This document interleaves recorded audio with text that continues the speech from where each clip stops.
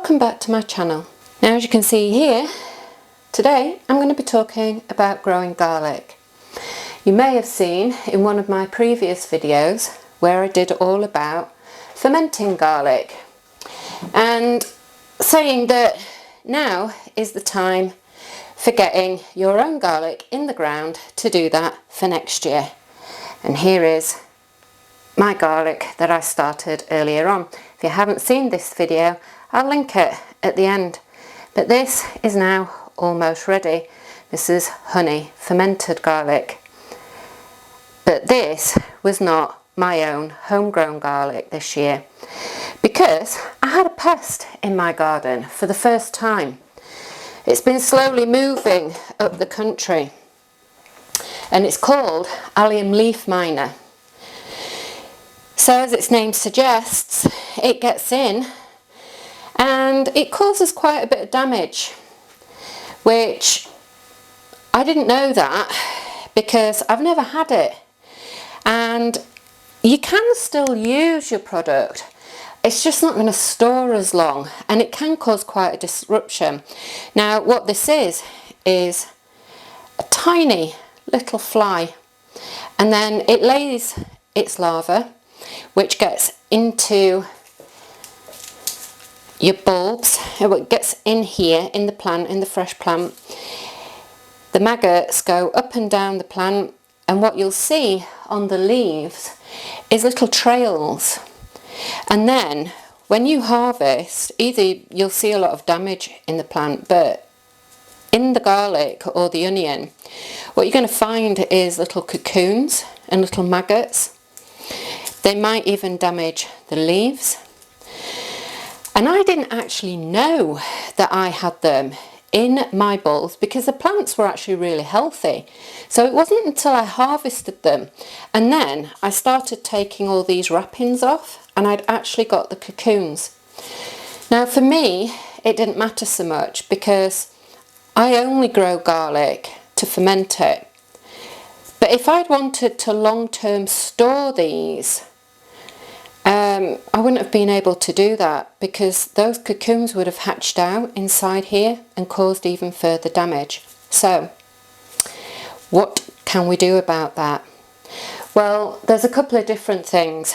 Bear in mind it's called Allium leaf miner, therefore it's going to get into everything that is an allium in your garden.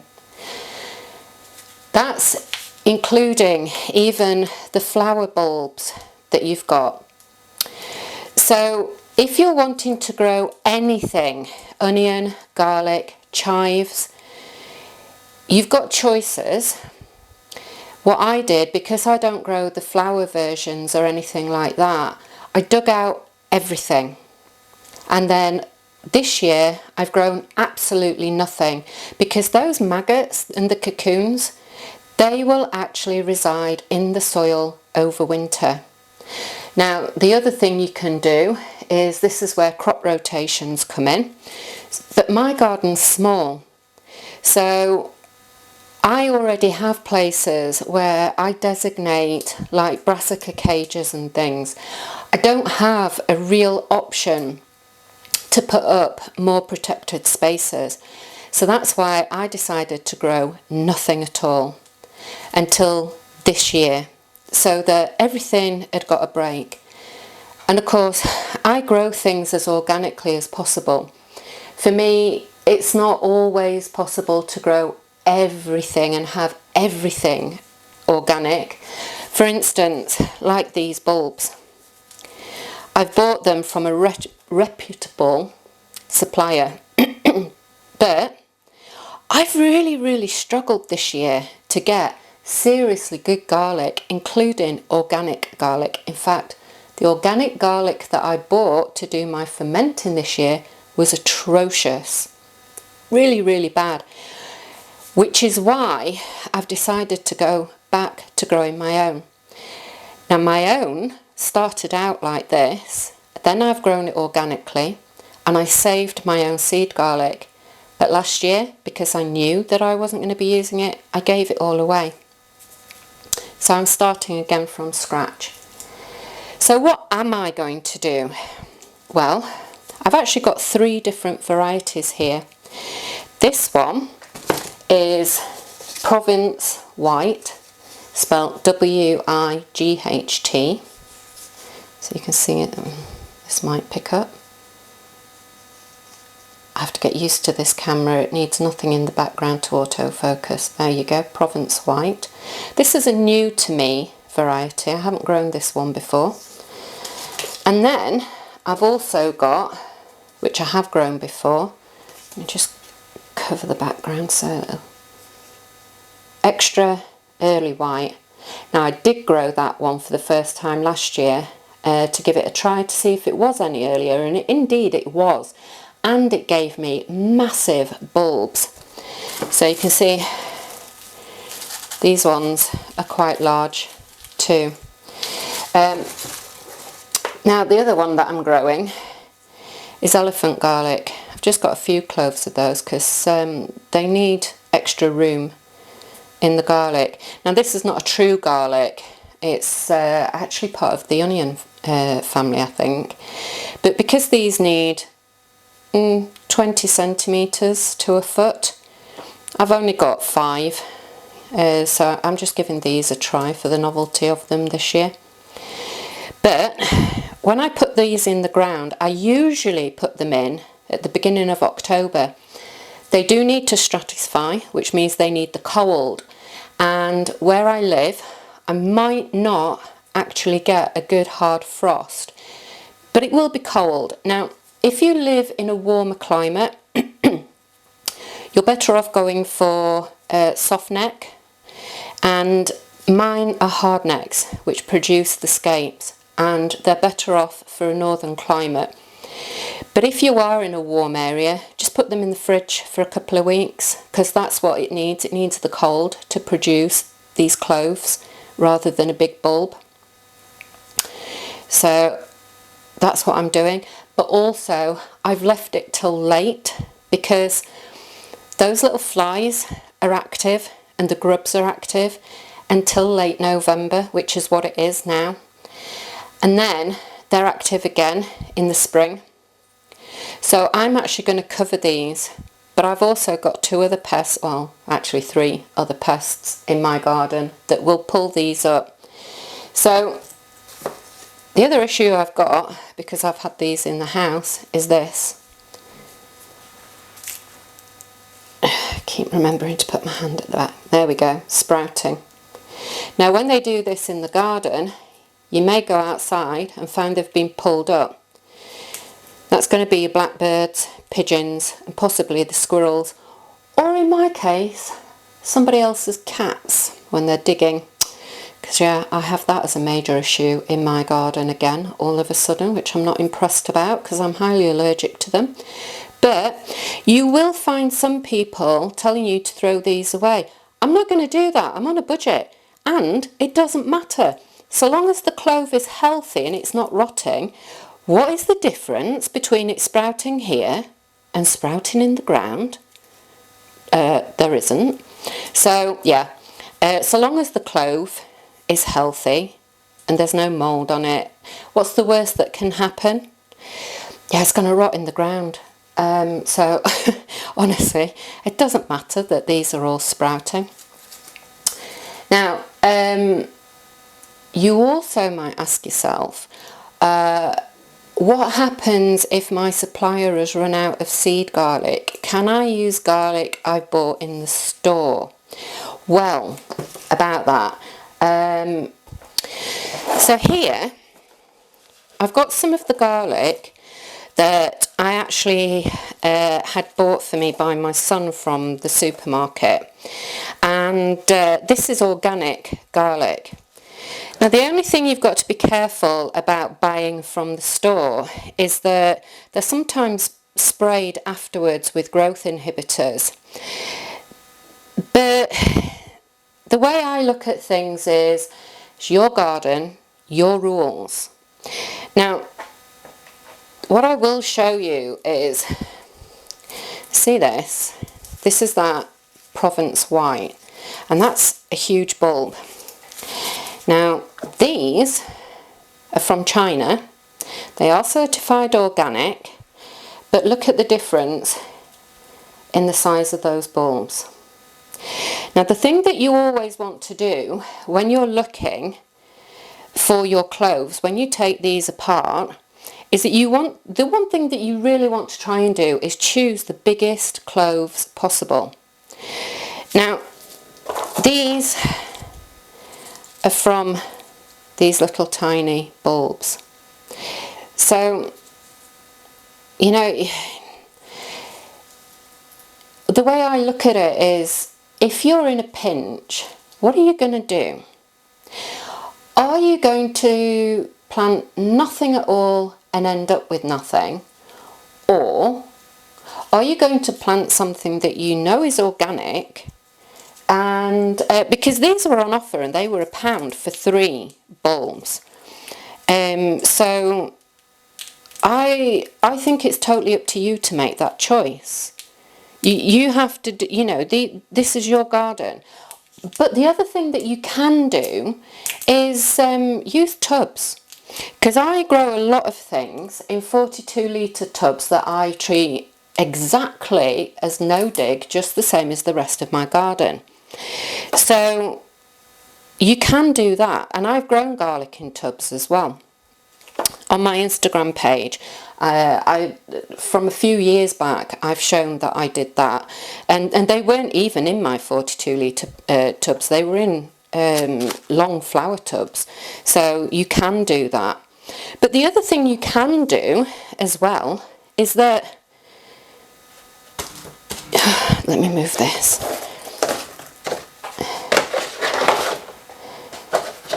You can use these. And you can treat these tiny little, because you can see, I'm going to have to do this again. This one's sprouting. I had a whole host of these sprout because I've been very ill recently. And so that's another reason why I've not been able to do this sooner. So you can see that's sprouting. So this is the top, this is the pointed end. So if you want to know how to plant this, it's really easy. That's the top. That flat piece, that's where the root was originally. So as you can see, this has still got all the root on it, and you can see these shoots, so you're going to be very careful when you open this up. And that's exactly, my dexterity is really bad this morning, sorry. That's exactly what that's doing, look. And it's really easy, just poke a hole in there, stick that in, don't cover that little shoot, water that, and you can put these quite close together. You can put quite a few of these in, that's got 2 together, right? So just stick those in and water them, and you can treat these just like onion shoots or garlic chives, and have these in your house on a windowsill over the winter and grow something in a pot like that. And that's a use for all the little ones, because they're very fiddly to peel, to use for eating. You know, you want the very best of the cloves for planting out for new bulbs, and so rather than waste them or put them in your compost heap or whatever, make a use of them. You know, it's a bit like having free food, and all you've got to do now from that on is water them. So that's another use for your tiny little ones. But you know, even if you don't have a garden, you can do that. And this is a recycled pot even for me, because another plant came in that. So that's something good for me too. So that's that. So the reason I've got these are little seedling trays, and because I'm absolutely useless at remembering everything, I've got my plant tags written out. Please excuse my writing. I used to have quite neat writing, but now I've got dodgy hands. My writing is probably only No, that would be a lie. It's not even legible for me sometimes. So in there, plant label, and then if we take off the outside wrappings, this paper, then you'll be able to get a closer look at what these are. Now, when it comes to spacing in your garden, the more space you give these, the bigger your bulbs will be. You will see all sorts of different rules online. So there we go, look. You can see all those little shoots. And these are solid. So if I start with that one, look, because it's the furthest away, I have to be careful because I could snap that shoot off. And like I say, I don't have great dexterity, but that's going to come off easily. So now we can see that's where the roots are going to come out on that. And I'm going to very carefully lay these down. But let me just show you this. This is one of these shop bought bulbs. But look at the size of the clove compared to the actual bulb. It's almost half the size. So that's what I want, because I love this size for roasting. I got quite a few different comments on my honey fermenting video from various people going, oh well, I don't do it that way, I chop mine up, or it would be better if you'd done this and better if you'd done that. And I'm like, again, your kitchen, your rules. But the reason that I leave mine whole and bash them is because I like to roast mine. And if you have those tiny little cloves, or you've actually chopped it up or whatever, then that's going to burn. You know, you're not going to get a great taste from that. So here you go, look, you've got a small clove in there, but that's still bigger than anything you're going to get off those shop bought ones. So, but that'll go in there. So all we're going to do is separate those out. Now, the whole of the paper might come off of these, and again, so long as the clove itself isn't rotting and it isn't damaged in any way, it will still grow. I had some absolutely awful garlic sent to me, and I sorted through it all out in my garden, and I actually dropped some on the lawn and I forgot to pick it up, and I stood on it, and that my son, our lawnmower needed some work doing to it, and the chaps had it for quite a while trying to get hold of a part. So when we came to move the table to mow the lawn, the grass was quite long, and it was already sprouting. So that poor garlic, it was one of the more decent cloves that was actually in it. But even that, you know, plants want to grow. So so I'm going to work through this. Oh, I wanted to show you something else as well. My son's girlfriend went to the same store when they were buying me garlic to ferment, and she bought me this because it's well known in our house. We do not follow recipes for garlic. You know, if it says 2 cloves, that's just not on. We don't stick to that kind of rule. We put a lot more in. So this beauty is actually smoked garlic. So she's like, I don't know what you're going to do with that, but it's smoked, and so I thought I had to buy it for you. And even this is trying to sprout because, like I said, you know, I haven't had chance. I've been so ill. My son does a lot of the cooking, and he was ill at the same time, so we've really not done anything. But even that is sprouting. So, you know, if all else fails, make your own mind up as to what you want to do. And they are much bigger cloves, look, than that other stuff. I don't know where the country of origin is for that. Oh, Spain.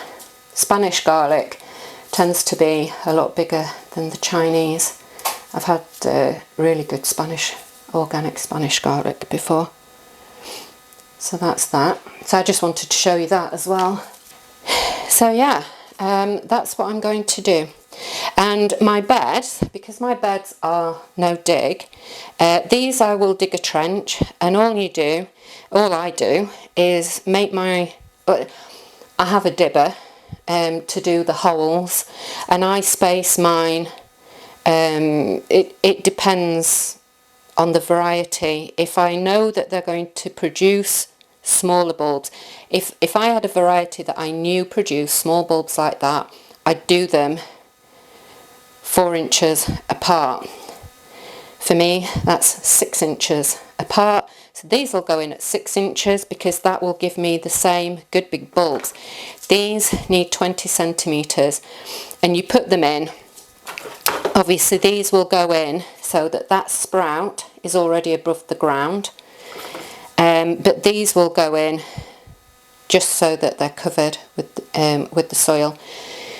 My beds are semi-raised, these go into, and then I'm going to cover them with netting to protect them, so that it'll have insect netting on, that the flies can't get through, the allium leaf miner, the birds and the squirrel and the cats won't be able to get through it.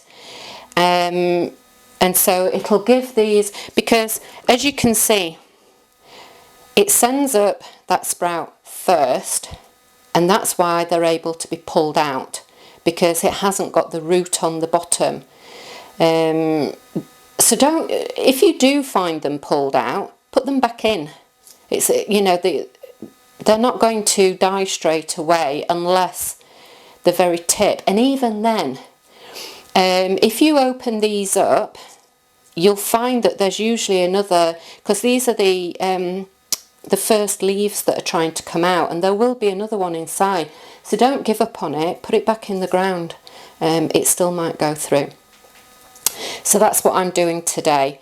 I wish I could do some filming out in the garden to show me doing that, but honestly my filming conditions out in my garden at the moment are virtually non-existent, because there's a lot of noisy people around here, and there's a local house having an awful lot of work done to the roof, so they're very noisy. And I've put it off for the last week to try and get this done and in the ground for you, but it also keeps raining, it's damp, and this is a brand new camera, and I'm being a bit precious over it, so I hope you'll forgive me for not showing it getting in the ground, but I hope to get some updates done, at least showing it sprouting, and later on next year showing it how it's getting on and the harvest. So thank you for watching, thank you for sticking with me, and I hope you'll give it a like and subscribe and share anyway, and yeah, I hope you found it interesting enough to do that, and come back again and watch something else with me. So thanks for now, bye, hope to see you again.